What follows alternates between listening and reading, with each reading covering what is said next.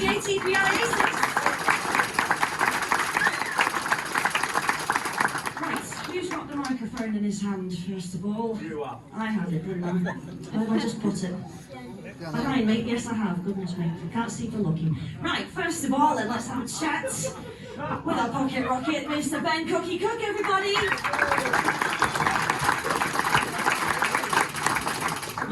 I mean, first of all, this is whether you're more accustomed to in Australia, it's extremely hot this week in the UK. Does that have any kind of effect on the preparations that you make for meetings like this? Not just, you know, for yourself, you know, trying to deal with the heat personally, but also for the motorbike as well. Does it have any kind of effect on the setups that you need to bring with you?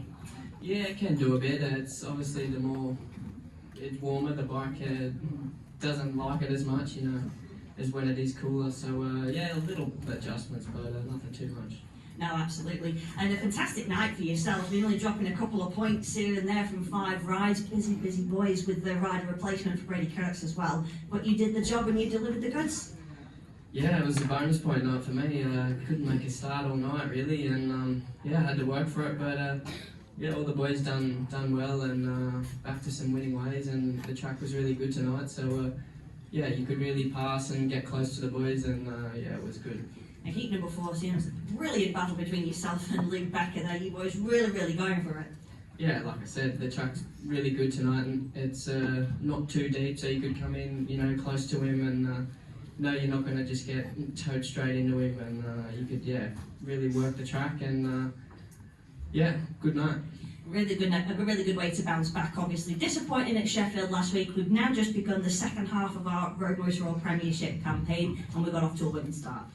Yeah, it definitely wasn't good for any of us apart from Dan, really, at Sheffield. He carried the team, and yeah, we all just struggled, really. It's one of them tracks that can be really tough to go to, and those boys are good around there, you know. They got 3 good heat leaders, and especially around Sheffield, so not many teams will go there and run them close, and you know, if we get to go there later on, hopefully we've learned a lot and go a little bit better. I'm sure you will, folks. Let's hear it for Ben Cook.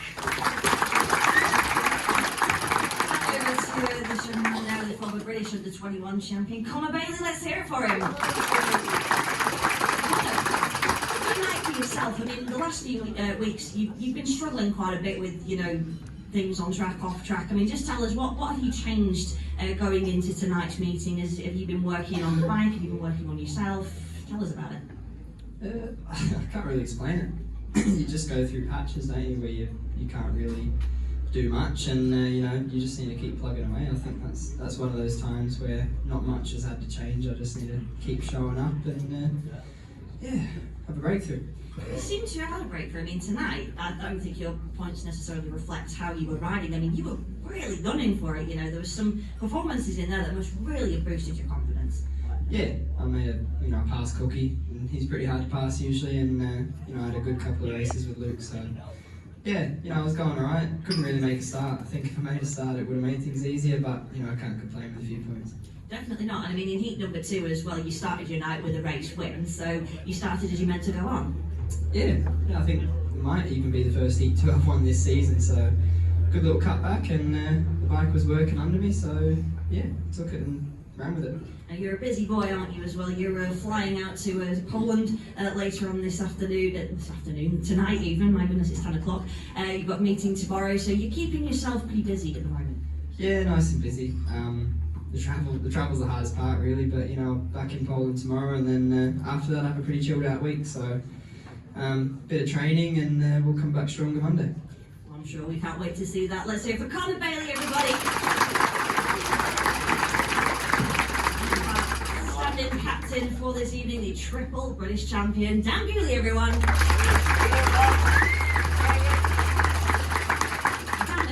In the meeting, obviously Leicester gave us plenty to think about. That first heat, 5-1, not going our way, but then after that, you guys pretty much fighting back and preventing a lot of the moves they were putting on you. So safe to say we learned a lot from that heat 1 and we got the win we wanted.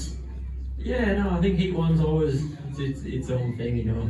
There's not too much you can do, but yeah, obviously you can always do something. But yeah, not an ideal start, but you know, I think we showed that all night we had some speed, you know.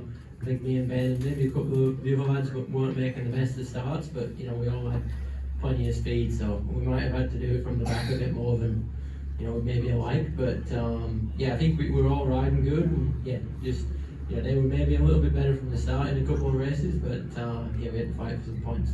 I mean, fight you did. I think the race of the night for yourself, heat number 13, winning against Max Frick by 0.03 of a second. It just goes to show how fast you guys have been going. You don't necessarily have to make a start to win a race, but that was super close. Some brilliant action from yourself in heat 13.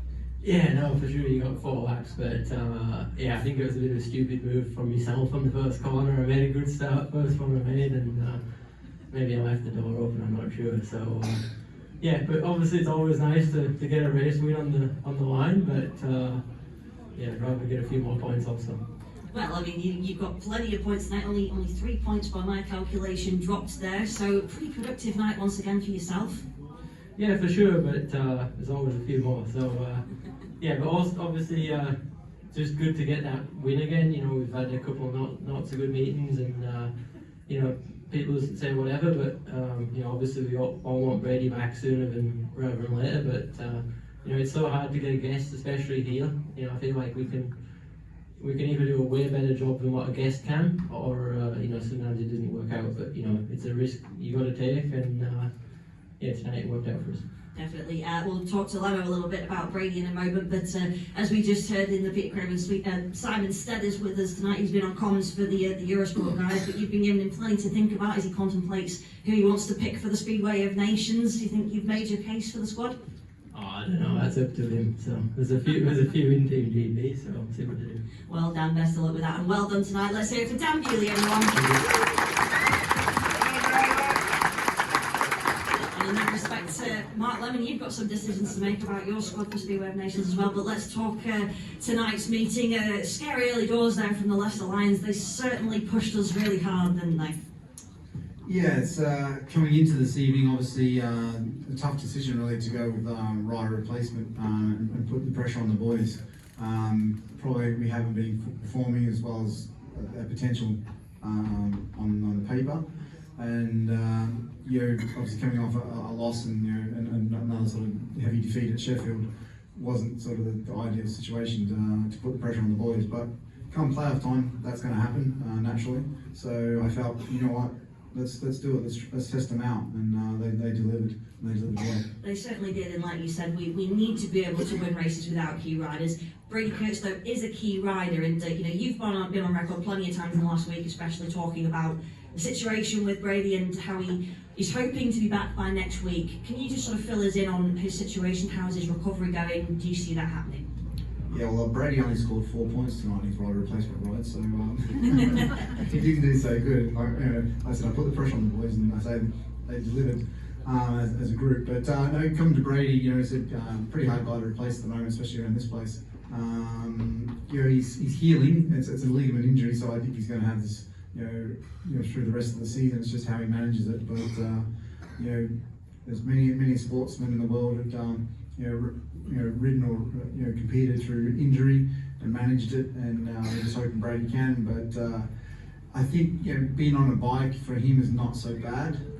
It's just an everyday thing like walking. Believe it or not, is the top of the ligament on the foot is creates a major issue for him. And like all these boys, they're more or less athletes now, and they like to train, and they're trying to get your head around that psychology that you've got to rest and not train and put the effort in.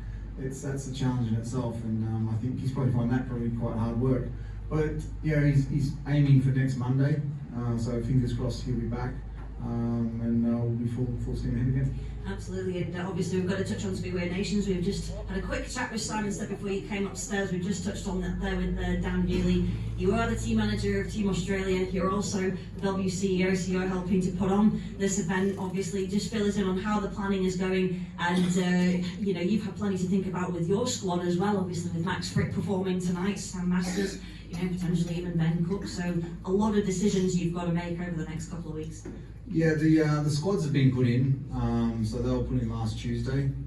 So we know the top 5, but for some reason they haven't been announced by the FIM. So hopefully that's very soon, because I think everyone's pretty eager to know who the squads are and to get that out there. And as a promoter, we certainly are as well. And then 6 days out from the competition is the final selection for the top 3 from each country. So that we wait in anticipation for that. You know, there's a couple of boys on track tonight in the Team Australia camp that are prime candidates, and you know, kept an eye on. Obviously, Max. We know Max Fricks, you know, rides this place sensationally well, and he certainly put himself in the driving seat there. Well, he sent a few boys for hot dogs, and you know, so, probably wasn't sort of receptive too well from our side of the camp tonight, but that's racing. But yeah, it's going to be a pretty big week, you know, starting with the semi-finals, and you know, to get to see, you know, Bartos Smarzlik, you know, come here and race in this track. We can't wait for that. And then obviously the under-21s, you know, the Song 2 on the Friday night, you know, it's been well supported, which is, you know, great. Some of the best kids in the world, you know, in action, and then obviously the big one on the Saturday. So the preparations are well and truly full in swing. There's a lot of traction now, you know, coming, you know, forth, just the final touches of that. You know, tomorrow we actually start the build for the grandstand that goes on the east. So there's lots to start to get excited. It's starting to happen. It seemed like it would never happen.